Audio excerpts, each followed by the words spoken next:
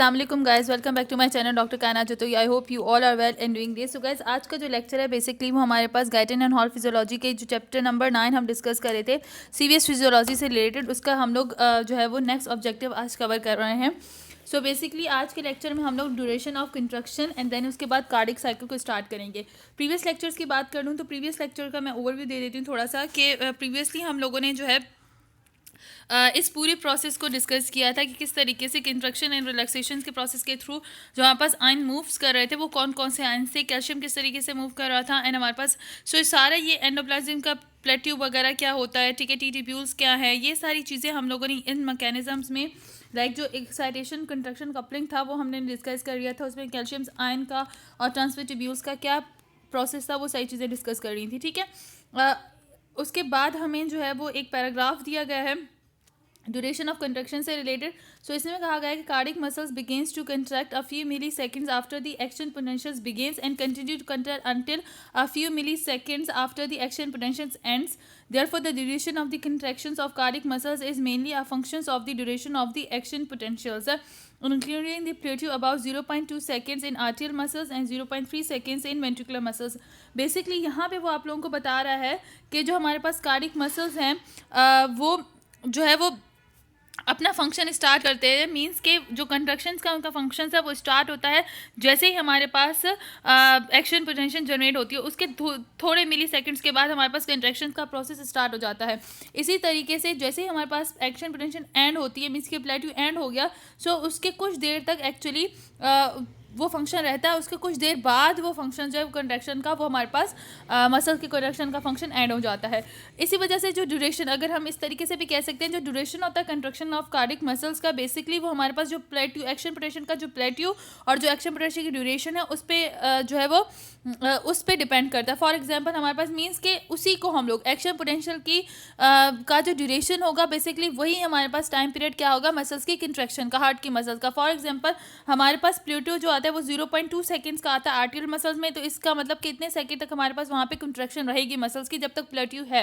इस तरीके से 0.3 सेकंड तक वेंट्रिकुलर मसल्स में जो प्रेशर आता है उस वक्त तक ये मसल्स का मींस के कंट्रैक्शन वहीं पे रहेगी। सो ये कुछ भी नहीं है, एक सिंपल सी बात को आपको इस तरह इतना कह सकते हैं कि आपको कॉन्सेप्चुअली वे में बताया गया है कि हमारे पास बेसिकली ये आपको ये बता रहे हैं कि कितनी देर तक हमारे पास जो है वो कंट्रक्शन रहती है मसल्स की, आर्टियल मसल्स की एंड वेंट्रिकुलर मसल्स की। एंड जो आपको यहाँ पे मेन टॉपिक बता रहे हैं वो आप लोगों को ये बता रहे हैं कि जैसे ही एक्शन पोटेंशियल जनरेट हुई उसके कुछ सेकंड के बाद कंट्रक्शन का प्रोसेस स्टार्ट होता है, और इसी तरीके से जब एक्शन पोटेंशियल और प्लेट्यू एंड होता है तो उसके कुछ सेकंड के बाद जो है मसल्स की कंट्रक्शन का प्रोसेस एंड होता है, ठीक है। सो ये आपका यहाँ पे मेन पॉइंट था। अब आ जाते हैं मोस्ट इम्पॉर्टेंट टॉपिक की तरफ, जो हमारे पास जो बेसिकली हमारे पास मोस्ट इम्पॉर्टेंट टॉपिक है, और वो मोस्ट इंपॉर्टेंट टॉपिक है कार्डिक साइकिल। सो अभी फिलहाल मैं आप लोगों को सारी डिस्कशन करवाऊंगी कि हमारे पास गाइटन में कार्डिक साइकिल से रिलेटेड क्या कहा गया है, अच्छे से समझिएगा हर पॉइंट को, ठीक है। So cardiac cycles, cardiac cycle, the cardiac events that occur from the beginning of one heartbeat to the beginning of next heartbeat are called the cardiac cycle। Basically cardiac cycle क्या होता है, एक heart beat से क्या start होना, ठीक है, to the beginning of the next heart beats, means कि एक हार्ट बीट स्टार्ट हुई फिर वो एंड हुई और उसके बाद जब दूसरी हार्ट बीट हमारे पास स्टार्ट होती है तो इस पूरे साइकिल को हम लोग कार्डिक साइकिल कहते हैं। Each cycle is initiated by spontaneous generation of an action potential in the sinus node, explained in chapter 10. This node is located in the superior lateral wall of the right atrium near the opening of the superior vena cava, and the action potential travels from here rapidly through the both arteria and then through the AV bundle into the ventricles। Basically यहाँ पे क्या कह रहा है कि ये cycle अब start कैसे होगी। जाहिर सी बात है किसी भी चीज़ को जनरेट करने के लिए उसका स्टार्टिंग पॉइंट मेन होता है जो आपको पता हो। सो ये एक्शन पोटेंशियल इस तरीके से स्टार्ट होती है कि हमारे पास साइनस नोड मिलता है। ये नोड कहाँ पे होता है, superior lateral wall of right atrium, means के राइट एट्रियम की लेटरल वॉल पे सुपीरियरली हमें ये नोड मिलता है, ठीक है। अब जहाँ पे मेनली हमारे पास सुपीरियर वेना कवा ओपन हो रही होती है। आप नेक्स्ट चैप्टर में ये सारी चीज़ें वहाँ पे पढ़ोगे तो कंफ्यूज मत हो, ठीक है। अब यहाँ से एक्शन पोटेंशियल जो है वो जनरेट हुई। अब यहाँ से एक्शन पोटेंशियल कहाँ, पहले आर्टिया, दोनों आर्टिया में जाएगी और फिर वहाँ से एवी बंडल्स के थ्रू वेंट्रिकल्स में मूव करेगी, ठीक है। सो एक्शन पोटेंशियल यहाँ पे कौन जनरेट कर रहा है, साइनस नोड्स पे एक्शन पोटेंशियल जो है स्पॉन्टेनियसली जनरेट हो रही है। सो साइनस नोड का, पेस मेकर का, ये सारे कॉन्सेप्ट आपके चैप्टर नंबर 10 में खुद ब खुद क्लियर हो जाएंगे क्योंकि उनसे रिलेटेड वहाँ पे इन्फॉर्मेशन है।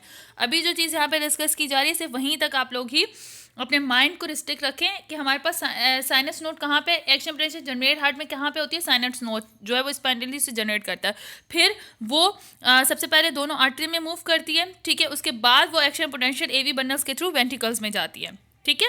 अच्छा, यहाँ पे जो यहाँ पास कार्डिक इवेंट की जो आपको डेफिनेशन है प्लीज़ वो यहीं से याद कीजिएगा कि the cardiac events that occur from the beginning of one heart beat to the beginning of next heart beat are called the cardiac cycle. Okay, आगे करते हैं। This delay allows the atria to contract ahead of ventricle contractions, thereby pumping blood into ventricles before the strong ventricular contraction begins। अच्छा, अब जो atria में हमारे पास देखो, सबसे पहले हमारे पास आर्ट्रिया में ही एक्शन पोटेंशियल जनरेट होगी, सो इसके बाद हमारे पास वेंट्रिकुलर कंट्रैक्शन होती है। सबसे पहले हमारे पास आर्ट्रियल कंट्रैक्शन होगी, देन उसके बाद हमारे पास वेंट्रिकुलर कंट्रैक्शन होगी। तो इसी वजह से हम इसी तरीके से जो पंप है उसके बाद अपनी जो है वो thereby pumping blood into ventricles. फिर देखो, जैसे आर्टरी की कंट्रैक्शन होगी उसके बाद ब्लड जो है वो पंप करेगा वेंट्रिकल्स में, ठीक है, उसके बाद स्ट्रॉन्ग वेंट्रिकुलर कनेक्शन जो है वो बिगिन हो जाएगी। Thus the artery act as a primary pump for the ventricle and the ventricle instance provide the major source of power for moving blood through the body vascular systems. अच्छा, यहाँ पे जो है artery as a primer pump के तौर पर जो है वो एक्ट करता है। मीन्स के प्राइमरी तौर पर वो क्या करता है, ब्लड को अब कहाँ पे सप्लाई करेगा, वो सबसे पहले ब्लड को कहाँ पे सप्लाई करता है, वेंट्रिकल्स में। फिर वेंट्रिकल्स जो होते हैं वो इस ब्लड को बॉडी के वस्कुलर सिस्टम में इसे जो है इसे पास करवा देते हैं, पंप करवा देते हैं। तो ये सिंपल है, जो आप लोगों को पहले भी पता था, ठीक है। अब डायस्टोल एंड सिस्टोल क्या होता है? The total duration of cardiac cycle including systoles and diastole is the reciprocal of the heart rate. For example, if the heart rate is 72 beats per minute, the durations of the cardiac cycle is 1 divided by 72 minutes per beat, about 0.0139 minutes per beat or 0.833 seconds per beat। यहाँ पे क्या कह रहा है, diastole and systole हमारे पास क्या है? डायस्टोल एंड सिस्टोल बेसिकली हमारे पास जो है वो कार्डिक साइकिल्स के अंदर दो ड्यूरेशंस होते हैं, ठीक है। डायस्टोल्स एंड सिस्टोल्स, डायस्टोल्स की अगर हम बात करें तो ये यहाँ पे हमारे पास रिलैक्स हो जाएंगे, आर्टरी वेंट्रिकल की रिलैक्सेशन होगी, एंड सिस्टोल हमारे पास कंट्रैक्शन होगी। सो ये दो इवेंट्स होते हैं, ठीक है, जो कार्डिक साइकिल्स में अकर होंगे बार बार, ठीक है। अब क्या होता है, अगर हम लोग कहें कि डायस्टोल्स एंड सिस्टोल्स की ड्यूरेशन क्या है, मीन्स की जो टोटल ड्यूरेशन होती है कार्डिक साइकिल की including diastole and systole is the reciprocal of the heart beat, वो हार्ट बीट की रेसिप्रोकल होगी। फॉर एग्जांपल, हार्ट बीट क्या होता है हमारे पास, आपको पता है कि 1 मिनट के अंदर 72 बीट्स होती हैं हार्ट्स की, ठीक है, 72 बीट्स पर मिनट हमारे पास उसका हार्ट रेट होता है। अब जो हमारे पास कार्डिक साइकिल होगा उसका ड्यूरेशन आप रेसिप्रोकल कर दोगे 1 डिवाइड बाई 72, तो इट्स मीन्स हमारे पास 0.0139 मिनट्स पर बीट हमारे पास कार्डिक साइकिल का ड्यूरेशन होता है। यहाँ पर 0.88 सेकेंड्स 0.833 सेकेंड्स हमारे पास बीट्स सेकेंड्स पर बीट्स आ जाता है। ये हमारे पास ड्यूरेशन दिया हुआ है कार्डिक साइकिल का, मतलब एक कार्डिक साइकिल का ड्यूरेशन हमारे पास क्या है, या मिनट्स में अगर कोई पूछे तो 0.0139 मिनट्स पर बीट है, और अगर आपसे सेकंड में पूछे तो इट्स अबाउट 0.833 सेकेंड्स पर बीट्स है हमारे पास, ठीक है। तो ये हमारे पास क्या है, डायस्टोल्स एंड सिस्टोल्स का मीन्स के कंबाइन जो होता है डायस्टोल एंड सिस्टोल के एक्शंस वो मिलकर हमारे पास एक कार्डिक साइकिल की पूरी ड्यूरेशन को डिवाइड करते हैं। अब देखो यहाँ पे सिंपल है, यहाँ पे अगर आपको कोई भी ये अब ना यहाँ पे क्यों बता रहे हैं कि एक कार्डिक साइकिल की ड्यूरेशन इतनी क्यों होती है, क्योंकि आगे चल के जब आप कार्डिक साइकिल के सारे इवेंट्स करेंगे ना, तो वहाँ पर आपको कैलकुलेट करना भी बताएंगे कि कार्डिक साइकिल का जो 0.833 सेकेंड्स आ रहा है वो किस तरीके से आ रहा है, मीन्स के आर्टियल सिस्टोल, फिर atrial diastole, ventricular systole and ventricular diastole, इन सब के ड्यूरेशन को कंबाइन करके जो वहाँ पर ड्यूरेशन बता है वो 0.833 सेकेंड्स पर बीट्स होता है, ठीक है। सो याद रखिएगा, कोई भी आपसे पूछे कि the total duration of cardiac cycles को आप डिस्क्राइब करें तो आप लोग कहेंगे कि reciprocal of the cardiac cycle is basically the duration of the cardiac cycle जो reciprocal of the heart beat, sorry reciprocal of the heart rate. Heart rate क्या होता है, 72 पर बीट्स होता है। अच्छा, इसको अगर रिवर्स कर देंगे तो हमारे पास हाँ एक कार्डिक साइकिल का जो है वो हमारे पास वैल्यू आ जाएगी, मिनट्स में चाहिए तो हमारे पास 0.0139 आ जाएगी, और अगर सेकेंड में तो 0.833। अब जो मेन प्रोसेस होता है वो यहाँ से डिस्कस होता है। Figure 9.8 show the difference even during the cardio cycle for the left side of the heart. The top 3 curves show the pressure changes in the aorta, left ventricle and left आर्टियल। बहुत ही important interesting diagram है, आपको जो ECG वगैरह के concept हैं वो यहाँ से कवर होंगे। बेसिकली गाइस जब भी आप ईसीजी पढ़ते हो या फिर आप हार्ट से रिलेटेड, अच्छा लेमैन की एग्जांपल दूँ तो आप लोग जाते हो ना कि हॉस्पिटल में जो है वो ईसीजी की जाती है, ईसीजी नॉर्मली की जाती है हार्ट रेट को चेक करने के लिए, हार्ट की प्रॉब्लम्स को चेक करने के लिए, ठीक है। सो बेसिकली वो इसी में कार्डियक साइकिल्स और ये सारी चीज़ें ही चेक कर रहे होते हैं उसमें, ठीक है। तो ईसीजी से रिलेटेड मैं डिफरेंट सीरीज़ जो है वो अपलोड करूँगी, उसमें आप लोगों को ईसीजी रीड करना कि ईसीजी होती क्या है, उसके अलावा पूरी रिपोर्ट किस तरीके से ईसीजी रीड की जाती है वो मैं समझाऊंगी, एंड उसके अलावा हम लोग पूरी डिस्क्रिप्शन करेंगे उसमें, वो अलग से सीरीज अपलोडेड होंगी। अभी सिर्फ cardiac cycle as a level of exam level तक भी आप लोग समझ लें, ताकि आप लोगों के जिनके एग्जाम्स है एक्चुअली वो क्लियर करके आए। सो हमारे पास ये डायग्राम होती है, एक डायग्राम आप लोगों को दिखाती हूँ। ये बेसिकली आपको गाइडन में ये डायग्राम दी गई है। वैसे तो आप लोगों को बहुत ही कॉम्प्लिकेटेड सी ये डायग्राम लग रही है, लेकिन ये डायग्राम बहुत इंटरेस्टिंग है, ठीक है। यहाँ पे हमें जो है आप लोगों को आर्टियल pressure, ventricular pressure and aortic pressure show किए गए हैं, ठीक है। ये हमारे पास डिफरेंट प्रेशर आपको शो किए गए हैं, जो आगे चल के आपसे डिस्कस भी करवाए, मीन्स के आगे चल के गाइडर ने इन सबको डिस्कस भी किया है, ठीक है। यहाँ पे आपको देखो आर्टियल प्रेशर है, ऑर्टा प्रेशर है, आर्टियल प्रेशर है, वेंट्रिकुलर प्रेशर है। ये हमारे पास ईसीजी होती है, इलेक्ट्रोकार्डियोग्राम, इलेक्ट्रोकार्डियोग्राम ईसीजी होती है, बेसिकली ये ईसीजी होती है, ठीक है। ये लैब्स में आपको आपकी यूनिवर्सिटी की लैब में आप लोग करवाया जाएगा, ठीक है। लेकिन एमबीबीएस स्टूडेंट एक्चुअली आप लोगों को ईसीजी के बारे में प्रॉपर इन्फॉर्मेशन होनी चाहिए, तो मैं आपको आगे चल के वो सारी चीज़ें भी यहाँ पे डिस्कस करेंगे, ठीक है। अब ये जो कार्डिक साइकिल पूरा हो रहा है, इस कार्डिक साइकिल्स को हमारे पास जो है हम लोग यहाँ पे पूरा डिस्कस करेंगे कि क्या क्या कहा गया है। सो यहाँ पे क्या कहा है आपको कि left side of the heart पे आपको टॉप 3 कर्व्स मिलेंगे, जो कि pressure changes aorta, left ventricle and left आर्टियल में बता रहे हैं। सो वो हमने देख लिया कि कौन से हमारे पास लेफ्ट साइड पे ये वाले हमारे प्रेशर, इन प्रेशर्स की यहाँ पे बात की जा रही है, ठीक है। अच्छा, ईसीजी को आगे जो भी पॉइंट्स है ना, वो ये सारे वेव्स वाले पॉइंट सब कुछ डिस्कस करूंगी, सारी चीज़ें आराम से सुनिएगा। डिस्कस करते हैं। The fourth curve depicts the changes in the left ventricle volume, the fifth depicts the electrocardiogram, and the sixth depicts a phonocardiogram, which is a recording of the sound produced by the heart, mainly by the heart valves as it pumps. It is especially important that the readers study this figure in detail and understand the causes of the all events shown. So अब यहाँ पे वो क्या कह रहा है, इस paragraph में सिंपली आपको ये बता रहा है कि इस पैराग्राफ में वो आप लोगों से ये कहना चाह रहा है कि भाई हम यहाँ पे आपसे जो है यहाँ पे एक हमारे पास जो फोर्थ कर्व है, ठीक है, 1, 2, 3 आपको कर्व बता दिए, उसके बाद फोर्थ कर्व इलेक्ट्रोकार्डियोग्राम के बारे में बता रहा है, और हमारे पास यहाँ पे एक मिनट वो कह रहा है कि द फोर्थ कर्व जो है हमारे पास लेफ्ट वेंट्रिकल वॉल्यूम, वेंट्रिकल के वॉल्यूम को शो कर रहा है, ठीक है। फिफ्थ कर्व इलेक्ट्रोकार्डियोग्राम को, और सिक्स कर्व जो है वो फोनोकार्डियोग्राम, मीन्स कि हमारे पास साउंड की हार्ट की जो साउंड्स है, जब वो हार्ट बीट करता है तो लब डब का जो साउंड आता है वो किस तरीके से आता है, उन तमाम को यहाँ पे शो कर रहा है। मेनली जब भी हार्ट वॉल्व जो है वो पंप करेंगे, ठीक है, हार्ट वॉल्व मेनली जब पंप करेंगे तो उस वक्त जो साउंड होगा उनको डिस्क्राइब कर रहा है। सो हमें ईसीजी में पूरी ये इस डायग्राम में हमें हर एक पॉइंट को अच्छे से समझना है। लाइक ये गाइडर ने भी हमें समझाया, हर तरीके से गाइडर हमें समझाएगा, तो हम सारी चीज़ें डिस्कस करेंगे। ऑर्टिक प्रेशर फर्स्ट कर्व में, फिर सेकंड में आर्टियल प्रेशर, थर्ड कर्व में हमें वेंट्रिकुलर प्रेशर, वेंट्रिकुलर वॉल्व्स हमें किस तरीके से फंक्शंस कर रहे हैं वो हमें, वॉल्यूम, वेंट्रिकुलर वॉल्यूम हमें डिस्कस करना है जो हमारे पास फोर्थ कर्व में है, फिर फिफ्थ कर्व में इलेक्ट्रोकार्डियोग्राम है, और सिक्स कर्व में हमारे पास फोनोकार्डियोग्राम है। फोनोकार्डियोग्राम का मतलब है ये हमारे पास ना हार्ट के साउंड है, first sound, third sound and fourth sound, ठीक है। ये हमारे पास ईसीजी है, ठीक है। मोस्ट इम्पॉर्टेंट टॉपिक है, मोस्ट इंटरेस्टिंग टॉपिक है, और हम लोगों ने हर तरीके से इस टॉपिक को समझा था, क्योंकि आप लोगों को क्लिनिकली भी करना पड़ता है। तो मैं आप लोगों के लिए, अच्छा, ईसीजी से रिलेटेड तमाम वीडियोस दोबारा से अपलोडेड होंगी, वो एक अलग कॉन्सेप्ट है जो आप लोगों को समझाया जाएगा, ठीक है। अब यहाँ पे गाइडर ने कहा है कि आपको हर चीज़, इस डायग्राम के हर पॉइंट को आपको अच्छे से समझना है, ताकि आप लोगों के लिए ईसीजी से रिलेटेड जो भी हार्ट के कार्डियक से रिलेटेड है वो सारी कॉन्सेप्ट आपके कवर हो जाए। अब हम स्टार्ट करते हैं। Increasing heart rate decreases duration of cardiac cycle. ये पॉइंट याद रखिएगा कि जैसे ही हार्ट रेट इंक्रीज होगा हार्ट रेट, तो duration of cardiac cycle decrease हो जाएगी, क्योंकि रेसिप्रोकल है ना, हार्ट रेट के रेसिप्रोकल है कार्डियक साइकिल। अगर कार्डियक साइकिल बढ़ रही है, मीन्स कि अगर कार्डियक साइकिल की ड्यूरेशन बढ़ेगी तो हार्ट रेट कम हो जाएगा, लेकिन अगर हार्ट रेट इंक्रीज हो रहा है तो ऑब्वियसली कार्डियक साइकिल की ड्यूरेशन कम हो जाएगी। When the heart rate increases the duration of each cardiac cycle decreases including the contraction and relaxation phase. देखो, जब हार्ट रेट इंक्रीज हो रहा है तो कार्डियक साइकिल की ड्यूरेशन डिक्रीज हो जाएगी, चाहे वो कंट्रैक्शन हो हार्ट रेट की या रिलैक्सेशन हो। The duration of action potential and systoles also decreases. Action potential की भी ड्यूरेशन कम हो जाएगी, सिस्टोल ऑल्सो डिक्रीज हो जाएगा, but not by a great percentage as diastoles. लेकिन इतना नहीं कम होगा जितना कि हमारे पास डायस्ट्रोल कम होगा. As a normal heart rate of 72 beats per minute, systole comprise about 0.4 of the entire cardiac cycles.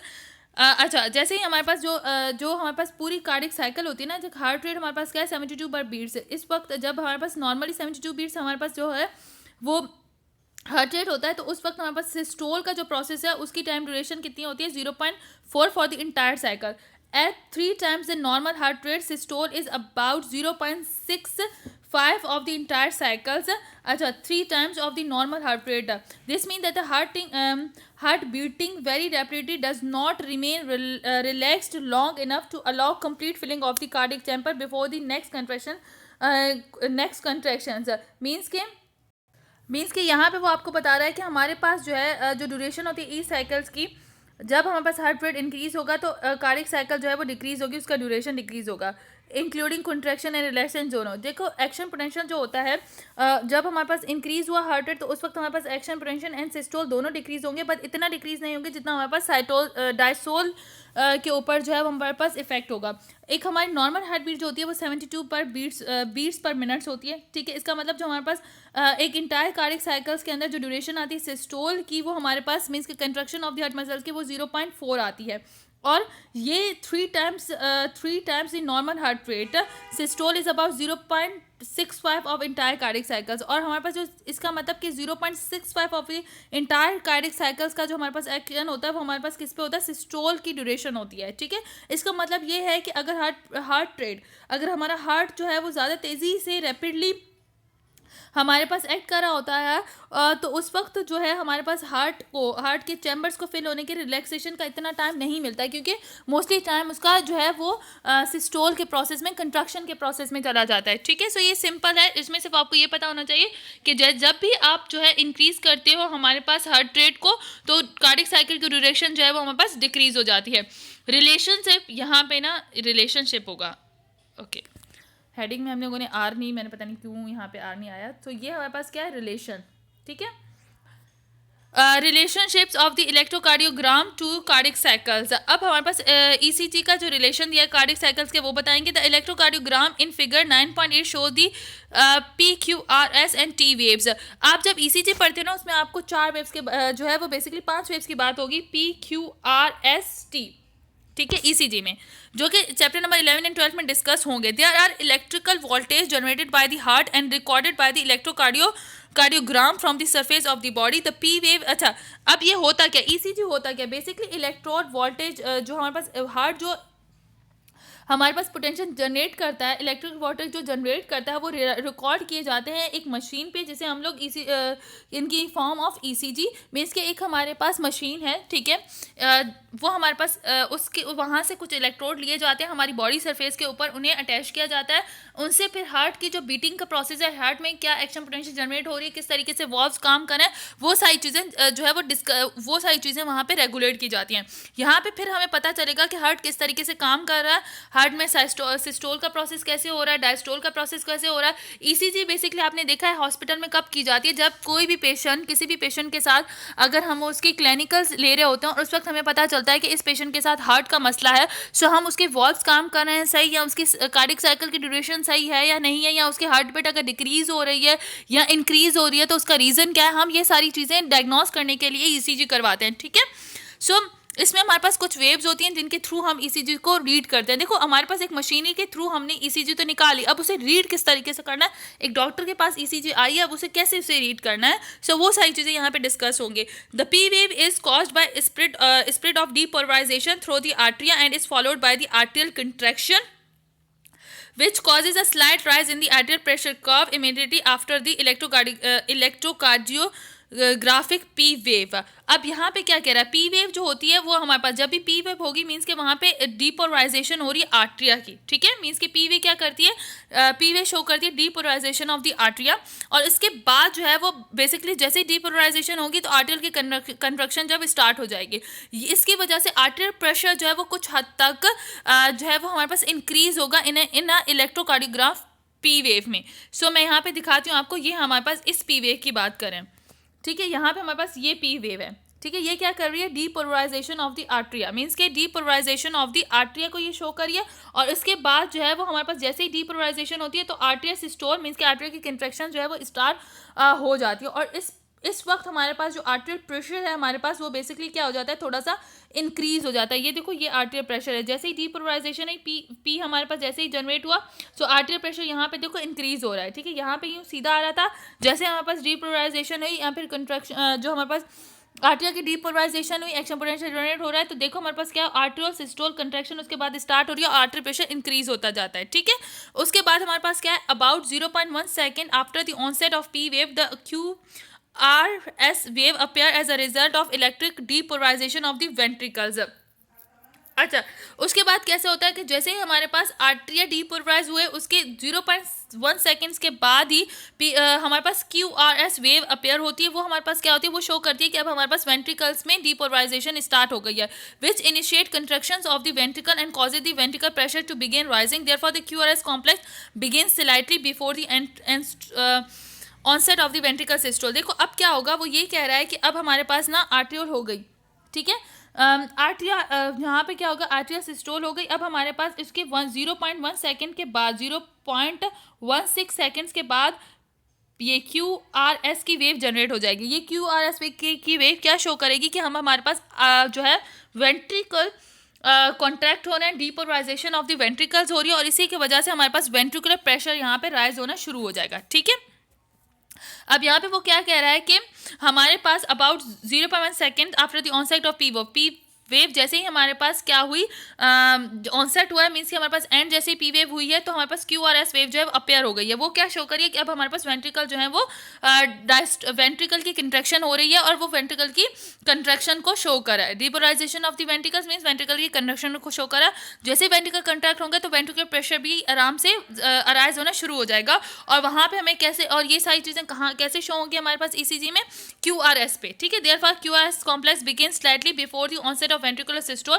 Ventricular systole से पहले हमारे पास जो है वो QRS कॉम्प्लेक्स आ जाता है। Finally the ventricular T wave represent the stage of repolarization of the ventricles when the ventricular muscles fibers begins to relax. अब यहाँ पे फाइनली क्या होता है कि अब हमारे पास टी वेव्स क्या शो करेगी, वो टी वेव शो करेगी रीपोलराइजेशन ऑफ वेंट्रिकल शो करती है। ठीक है, कि अब यहाँ पे जो है वो वेंट्रिकल फाइबर्स रिलैक्स हो रहे हैं। Therefore the T wave occur slightly before the end of ventricle contraction. वैसे टी वेव्स स्लाइटली पहले अकर हो जाती है वेंट्रिकल कंट्रैक्शन से। मीन्स कि यहाँ पे क्या शो कर रहा है, यहाँ पे हमें ये शो करा है कि ये हमारे पास टी वेव है। अब QRS अकर हो गई, अब वेंट्रिकल यहाँ पे सिस्टोल हो गई, उसकी कंट्रैक्शन हो गई, जाहिर सी बात है अब इसके बाद वेंट्रिकुलर की रिपोलराइजेशन होगी, वेंट्रिकल रिलैक्स होंगे तो हमारे पास टी वेव शो होगी। टी वेव जो शो होगी, ठीक है, यहाँ पे हमारे पास टी वेव शो हो रही है। तो हमें यहाँ पे PQRS टी वेव्स के बारे में जनरल इन्फॉर्मेशन दी है। देखो बेसिकली ये जैसे हार्ट हमारा काम कर रहा होता है ना, हार्ट का जो कार्डिक साइकिल हमारे पास जिस तरीके से हो रहा होता है ना, उस तरीके से हमारे पास ये वेव्स आने शुरू हो जाती हैं। PQRS नॉर्मल, ये ना ECG की नॉर्मल वेव्स हैं। मीन्स कि अगर ये वेव्स आई ना इसी तरीके से, मीन्स कि यूँ करके यूँ, ठीक है, यूँ हमारे पास ये जो नॉर्मल वेव आई ना, यहाँ पे हमारे पास कौन होता है, P वेव आ गई, मीन्स कि हमारे पास आर्टरी डीपोलराइजेशन है। QRS आया मीन्स कि हमारे पास वेंट्रिकुलर की डीपोलराइजेशन हो रही है और उसके बाद हमारे पास T हो गया। सो यहाँ पे हमारे पास क्या होगी, वेंट्रिकल की रिपोलराइजेशन होगी। अगर ये इस तरीके की लाइन आती है ना ECG में, इसका मतलब कि इस पर्सन की कार्डिक साइकिल सही चल रही है, इस पर्सन का हार्ट जो है वो सही काम कर रहा है। ठीक है, सो इस तरीके से ECG को आगे चल के रीड किया जाता है। अभी ये जनरली सारे कंसेप्ट में जो है वो डिटेल से डिस्कस करूँगी। ठीक है, उसके बाद मैं आप लोगों को बताऊंगी कि मेनली हम लोग ECG को रीड किस तरीके से करते हैं। गाइटन ने अभी जो आप लोगों को कहा है, आप लोग इजीली उस चीज़ को समझते जाएं। हर ग्राफ को यहाँ पे आपको गाइटन समझा रहा है। ठीक है, अब आपको ये भी बताया कि हमारे पास P जब वेव आती है तो आर्टरी प्रेशर इंक्रीज हो जाता है। जब हमारे पास QRS हमारे पास आ रही थी तो हमारे पास वेंट्रिकुलर प्रेशर जो है वो इंक्रीज हो रहा था। सो ये सारी चीज़ें जो आप लोगों को लाइन वाइज में बताती जाती हूँ, ये सारी चीज़ें आप लोग माइंड में रखते जाएँ। ठीक है, सो इस तरीके से फिर आप लोग जो है वो ECG को कवर करेंगे। या पहले सारे गाइटन ना सबसे पहले इन सब चीज़ों को आपसे डिस्कस करेगा। उसके बाद ये कार्डिक साइकिल में आइसोवॉल्यूम कंट्रैक्शन क्या होती है, इजेक्शन क्या होती है, आइसोवॉल्यूम रिलैक्सेशन क्या होती है, रैपिड फ्लो क्या होता है, AV वेव्स क्या है, ये सारी चीज़ें आगे चल के लाइन बाय लाइन जैसे चैप्टर आपके जो है वो आगे बढ़ते जाएंगे, आपको ये सारी चीज़ें गाइडन क्लियर कर दी जाएगी। सो अभी फिलहाल PQR याद रखेगा। P वेव कब जनरेट होती है, जब डीपोलराइजेशन होती है आर्टरी की। QRS कब जनरेट हो रही थी, जब हमारे पास देखो पी वेव कब आ रही थी, जब हमारे पास यहाँ पे पी वेव कब आ रही थी, जब डीपोलराइजेशन हो रही थी आर्ट्रिया की, ठीक है। उसके बाद हमारे पास जो क्यू आर एस थी वो कब हमारे पास आ रही थी, वो अपर हो रही थी डीपोलराइजेशन ऑफ वेंट्रिकल में। और टी वेव कब आ रही थी, जब हमारे पास रीपोलराइजेशन ऑफ वेंट्रिकल हो रही थी। सो आई होप यहाँ तक आप लोगों को लेक्चर समझ आ गया होगा। यहाँ तक जो चीज़ें मैंने पढ़ाई हैं, डायग्राम को देखो, बार बार इस पैराग्राफ को बुक से रीड करो ताकि ये कंसेप्ट क्लियर हो जाए आराम। ये देखो कॉमन कॉन्सेप्ट हैं हमारे पास ईसीजी के, हार्ट कार्डियक साइकिल को पढ़ने के। आपने जैसे ये आराम आराम से आप ये टॉपिक्स कवर करते जाओगे तो आप लोगों को पूरी इसके ऊपर जो है वो आपके कॉन्सेप्ट बिल्ट हो जाएंगे। सो जो मैं पढ़ा रही हूँ इस लेक्चर को सुनने के बाद 2-3 बार सुनो, उसके बाद आप लोग इन तमाम लेक्चर्स को जो है वो गाइडेंस से रीड करो ताकि आप लोगों के कॉन्सेप्ट बिल्ट हो सकें, ठीक है। आई होप आपका लेक्चर, आज का लेक्चर आप लोगों के लिए हेल्पफुल रहेगा। इसी तरीके से मेरी वीडियोस को लाइक करिए, मेरे चैनल को सब्सक्राइब करें ताकि मैं आप लोगों के लिए और वीडियोस अपलोड करती रहूँ। टिल देन अल्लाह हाफिज़ गाइस।